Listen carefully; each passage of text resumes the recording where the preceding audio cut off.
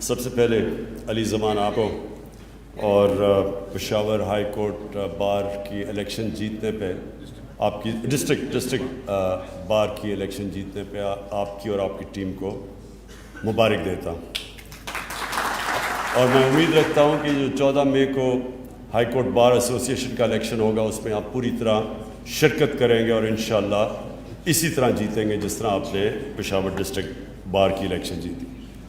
دیکھیں، میں آپ کے میں نے درخواست کی کہ آج میں اپنی وکیلوں کو ملوں، اور اس کی وجہ ہے کہ جو پاکستان موومنٹ کے نظریاتی لیڈر تھے وہ علامہ اقبال تھے، وہ بھی وکیل تھے، اور جنہوں نے وہ موومنٹ لیڈ کی میرے لیڈر قائد اعظم وہ بھی وکیل تھے۔ تو وکیلوں کی اس وقت اس ملک کو بہت ضرورت ہے۔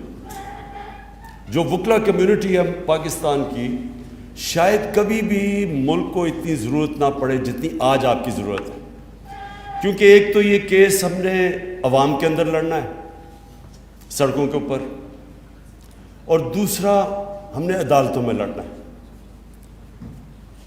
یہ جو سپریم کورٹ بار ایسوسی ایشن کی جو میں نے عدالت میں ان کی جو پرفارمنس دیکھی، جس طرح انہوں نے ایک سازش کا پورا حصہ بنے، اس کی پوری سپورٹ کی جا کے سپریم کورٹ میں، یعنی مجھے اتنا افسوس ہوا دیکھ کے کہ کسی کو بھی اگر پتہ تھا کہ یہ باہر سے سازش ہو رہی ہے اور یہ کس طرح ہمارے میر جعفر اور میر صادق نے مل کے ایک الیکٹڈ گورنمنٹ کو گرانے کی کوشش ہو رہی تھی، تو کم از کم وکلا کو تو سب سے زیادہ شعور ہونا چاہیے تھا۔ لیکن سپریم کورٹ بار ایسوسی ایشن کی جو عدالت میں کھڑے ہو کے، وہ تو اس طرح تھا کہ وہ نون لیگ کا کوئی ایک حصہ ہے، عہدیدار ہے، اور بڑی مجھے افسوس ہوا کہ جن لوگوں کو شعور ہے وہ بھی اس سازش کا حصہ بن گئے، کیونکہ یہ جو مراسلہ تھا یا جو سائفر تھا جس کے اوپر یہ سارا سازش سامنے آئی، جو باہر کے ان کا جو انڈر سیکرٹری تھا اور ہمارے ایمبیسڈر کے بیچ میں جو گفتگو تھی، تو وہ تو ہم نے جب ایک دفعہ منظر عام پہ لے آئے تو سب کو پتہ چل جا رہا تھا کہ یہ رجیم چینج باہر سے کیا جا رہا ہے، اور اندر سے یہ ملے ہوئے تھے ان کے ساتھ۔ زیادہ تر تو ان کی جماعتوں کو نہیں پتہ، جتنی بھی جماعتیں ان کی سپورٹ کر رہی ہیں زیادہ تر تو ان کو نہیں پتہ، اس لیے ہم نے پارلیمنٹ کی جو سیکیورٹی کمیٹی میٹنگ تھی اس میں ان سب کو دعوت دی کہ آپ کو ہم دکھاتے ہیں یہ مراسلہ، لیکن وہ خود آئے نہیں، کیونکہ ان کے لیڈرز کو تو پتہ تھا، انہوں نے منع کر دیا۔ شہباز شریف تو اس کا پورا اور نواز شریف حصہ تھا، آصف زرداری پورا حصہ تھا، تو ان کو تو پتہ تھا کیا ہے، لیکن باقی لوگوں کو انہوں نے منع کر دیا، تو اس لیے زیادہ تر لوگ انجانے میں اس سازش کا حصہ بن گئے۔ لیکن جو میں ایکسپیکٹ کرتا تھا کہ ہماری جو ٹاپ لیگل باڈی ہے اس کو تو کم از کم اس میں سمجھ آنی چاہیے تھی کہ کتنی بڑی سازش ہے، بہرحال انہوں نے اس کے باوجود اس کا حصہ بنے۔ ابھی جو آگے ہم نے لڑنا ہے یہ عدالتوں میں بھی لڑنا ہے اور سڑکوں پہ بھی لڑنا ہے، اور اس کے لیے میں اپنی ساری جو پاکستان کی وکلا کمیونٹی ہے اس سب کو میں آرگنائز کر رہا ہوں۔ آپ نے سب سے پہلے میری آپ سے ملاقات ہوئی، کل انشاءاللہ لاہور میں وکیلوں کو مل رہا ہوں۔ ہماری ساری کوشش یہ ہے کہ یہ اس طرح کی وکیلوں کی بھی تحریک چلے جس میں نے پوری شرکت کی تھی، جو کہ ایک وقت پہ آزاد عدلیہ کے نام پہ جو ہماری تحریک چلی تھی جنرل مشرف کے دور پہ، میں چاہتا ہوں اس طرح کی تحریک پھر سے وکیل چلے۔ اور دوسری چیز، یہ جو الیکشن کمشنر ہے، کبھی بھی پاکستان میں نے اتنا جانبدار الیکشن کمشنر نہیں دیکھا جو موجودہ بیٹھا ہوا ہے۔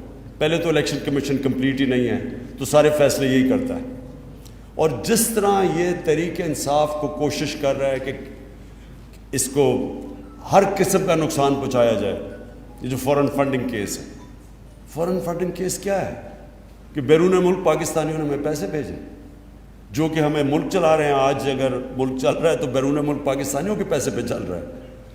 31 ارب ڈالر انہوں نے باہر سے بھیجا ہے، وہ نہ بھیجیں تو سوچیں گے آئی ایم ایف سے صرف 6 ارب ڈالر ہم نے ہم نے قرضہ لیا, انہوں نے 31 ارب ڈالر بھیجا ہے, تو اس پہ تو پاکستان چل رہا ہے, تو ہماری بھی بہت بڑی بیرون ملک پاکستانی ہماری بہت بڑی سپورٹ ہے.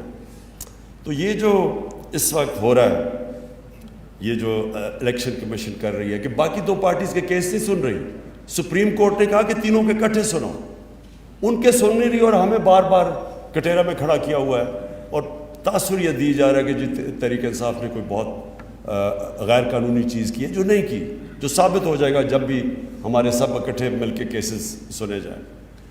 لیکن میں یہ چاہتا ہوں کہ آپ کی مجھے ہیلپ چاہیے ہوگی, یہ جو الیکشن کمیشن کے اوپر بھی, اور پھر یہ جو ابھی شہباز شریف ہم یہ عدالت میں جا رہے ہیں کہ 16 ارب روپے کے ان کے اوپر جو کیسز بنائے تھے وہ ایف آئی اے نے بنائے تھے, جو انہوں نے نوکروں کے نام پہ پیسہ لیا ہوا ہے.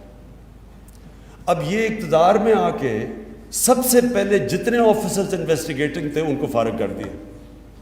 یہ کیسے ہو سکتا ہے؟ یہ کہیں بھی دنیا کے اندر قانون میں آپ جانتے ہیں کانفلکٹ آف انٹرسٹ ہوتا ہے. اگر آپ کے کیسز ہیں, آپ کیسے اس ادارے میں مداخلت کر سکتے ہیں؟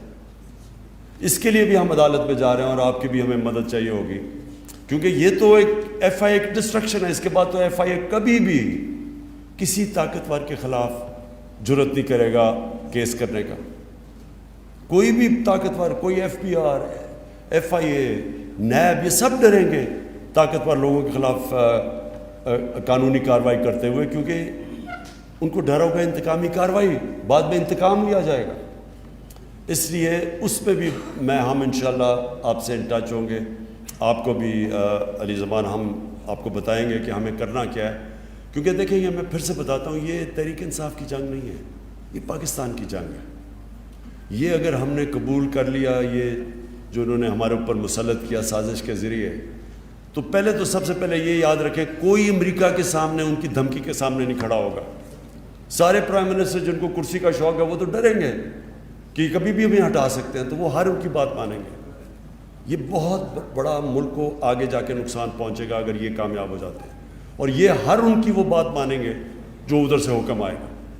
اب یہ جو امریکہ کی جنگ میں ہم نے جب شرکت کی تو کیا ہوا تھا؟ مشرف کو دھمکی آئی تھی باہر سے, اس نے ایک دھمکی دی کہ ہم تمہیں انگریزی میں we will bomb you into stone age, ان کا ایک رچرڈ آرمسٹیج تھا, اس نے ایک دھمکی دی, ہم ان کی جنگ میں چلے گئے جس میں ہمارا لینا دینا کوئی نہیں تھا. 80,000 پاکستانی اس میں جانے کھو بیٹھے, سارا قبائلی علاقہ ہمارا تباہ ہو گیا. پتہ نہیں 35 لاکھ لوگوں نے نقل مکانی کی, سوات میں جو ہوا 40 لاکھ ادھر سے نقل مکانی کی. تو وہ سارا کچھ ہوا کیوں؟ کیونکہ ہمارا جو سربراہ تھا وہ پریشر نہیں لے سکا, ایک دھمکی میں گھٹنے ٹیک دیے. تو ابھی بھی دھمکی ہے, ابھی بھی انہوں نے کہا کہ یہ چاہتے تھے کہ یہاں بیسز ہوں افغانستان کے اوپر ڈرون اٹیکس کے لیے. تو جو ایک دفعہ ہم نے یہ اپنے ملک کو تباہ کر چکے ہیں, ہم کیوں ان کی جنگ میں پھر سے شامل ہوں؟ اور پھر ان کی یہ بھی کوشش ہے کہ جو وہ کہیں ہم کریں. اب روس سے ہمیں 30% کم قیمت پہ تیل مل رہا تھا, 30% کم پہ گندم مل رہی تھی. ہم نے اس وقت 20 لاکھ ٹن گندم امپورٹ کرنی ہے, روس سے 30% کم قیمت پہ مل رہی تھی. آگے گیس کا پرانا کانٹریکٹ چل رہا ہے جو ہم سائن کریں کیونکہ ان کے پاس گیس بڑی سستی ہے. تو وہ ادھر سے حکم کرتے ہیں کہ جی آپ یہ نہیں کر سکتے. ہندوستان کو انہوں نے کہا, آگے ہندوستان ان کا اسٹریٹجک آیا, پھر بھی انہوں نے ریفیوز کر دیا کہ ہماری جی انڈیپینڈنٹ فارن پالیسی, اور ہم جو نہ 3 میں نہ 13 میں ہمیں دھمکیاں دے رہے ہیں. اور یہ جو آپ اوپر اب انہوں نے پتلے بٹھا دیے ہیں, کیونکہ ان کی اربوں ڈالر باہر پڑے ہوئے ہیں ان سارے خاندانوں کے, یہ کبھی بھی ان کے سامنے نہیں کھڑے ہوں گے. کیونکہ وہ جو روسی ہیں, جو روسی بڑے بڑے بزنس مین جن کو اولیگارکس کہتے ہیں, ان کے سب کے ضبط کر رہے ہیں پیسے اب جو مغربی بینکوں میں پڑے ہوئے ہیں یا آف شور اکاؤنٹس میں پڑے ہوئے ہیں یا ان کی جائیدادیں ہیں. تو ان کو بھی یہی ڈر لگا ہوا ہے کہ یہ ناجائز پیسہ ہے, یہ کبھی ثابت ہی نہیں کر سکتے کہ پیسہ آیا کدھر سے, تو اس لیے یہ کبھی سٹینڈ نہیں لیں گے. اس لیے ان کو لے کے آئے ہیں. اپنے ملک میں ایک آدمی, کوئی بھی آدمی ضمانت پہ ہو کرپشن پہ, اس کو کوئی نوکری, چپڑاسی کی نوکری نہیں مل سکتی اس ملک میں, اور ہمارے اوپر پرائم منسٹر اور ساری کیبنٹ تھوپ دی ہے. تو میں آپ سے آخر میں یہ کہنا چاہتا ہوں کہ دیکھیں, مجھے اس وقت پاکستان کے وکیلوں کی ضرورت ہے. آپ نے سب نے میرے ساتھ چلنا ہے. اپنے ملک کی یہ تختہ بار بھی ہم نے جیتا ہے 20 سال. اچھا ندیم شاہ ایڈوکیٹ صاحب. اچھا ندیم ہے یا ندیم شاہ؟ ندیم شاہ. اچھا ندیم مبارک ہو آپ کو بھی تخت بھائی بار ایسوسیشن کی جیتنے کی. اچھا 18 سال. میں یہ چاہتا ہوں کہ دیکھیں پہلے تو شرکت ضرور کریں ہر جگہ. اس وقت اپنی ہماری صحیح معنی میں منظم کریں اپنی وکلا تنظیموں کو, لیکن سارے اپنے ملک میں وکیلوں کو تیار کریں. جو ہمارے نئی بھی ہیں نا, جو دوسرے بھی ہیں, ان سے بھی بات چیت کریں, کیونکہ وہ بھی ان کو بھی خوف ہوگا کہ کرپٹ غلام امریکنوں کے غلاموں کے نیچے اپنا ملک کا ہم ان کے نیچے اگر ہم چلیں گے تو وہ سارے ملک کو نقصان ہے. تو اس لیے میں نے کہا تھا محمود خان کو اور شاہ فرمان کو کہ ضرور میری آج وکلا سے میٹنگ کروائیں, اور ہم تاکہ آگے یہ جو آنے والی تحریک چل رہی ہے اس میں آپ پوری طرح شرکت کریں, اور اسی طرح کی شرکت جس طرح آپ نے وہ بہت بڑی وکلا تحریک پہ کی تھی جو آزاد عدلیہ کے لیے تھی. شکریہ.